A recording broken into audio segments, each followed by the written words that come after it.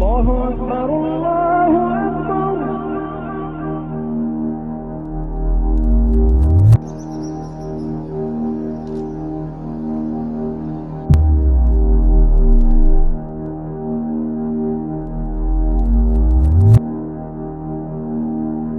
morning, for the first time ever, Pope Francis delivered his Sunday prayer via video link.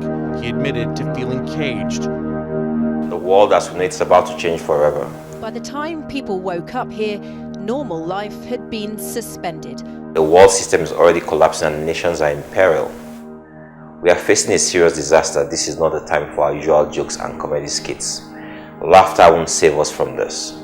The coronavirus has made landfall and the world will never be the same again. Don't be deceived by stupid propaganda. Don't let anyone tell you it's just a flu that affects only the elderly and the weakened.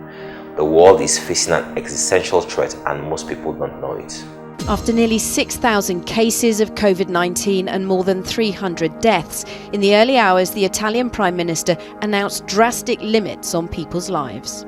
There's a pattern to the plagues that the world has experienced and the pattern still holds true. In 1720, the Great Plague of Marseille killed 100,000 people in Marseille. In 1820, the world experienced the first cholera pandemic, which also killed over 100,000 people. In 1920, it was the Spanish flu.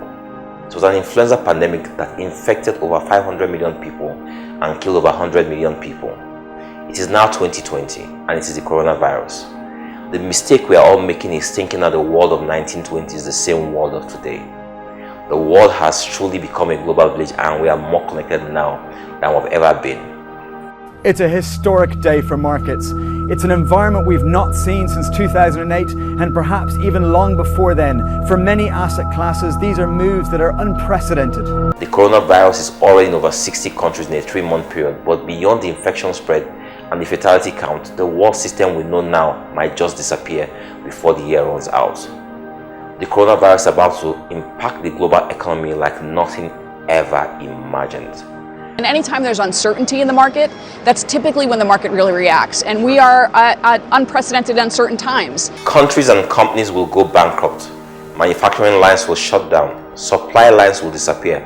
And long queues for essential commodities will appear everywhere. Nigeria is already affected. Ships laden Nigerian oil are stranded with no buyers in sight. And it will get worse.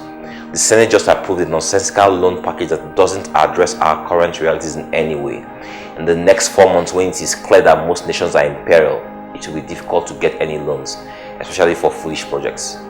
We're a mono economy, dependent mostly on oil, even though this administration touts all sorts of numbers, suggesting that we have diversified.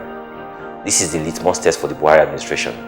This will have been the opportunity for our farms to feed Africa, if not the world. But unfortunately, armed herdsmen have scared people away from farming. Saudi Arabia yesterday started an oil war that will redefine world economics. The weak will be consumed, the rich will become poor, and the poor will eat the rich. At a time like this, our country needs the best hands to pilot our affairs and not the clannish approach to governance that we currently have. Our fault lines are about to be exposed. The world will see our nakedness. A new world order beckons to the called, faithful and brave. This is not a message of doom, but a message that says, prepare, because the earth can no longer stomach the wickedness of man and evil that freely roams the earth. The $1 million question is obviously, what can we do to avert this? Stay tuned.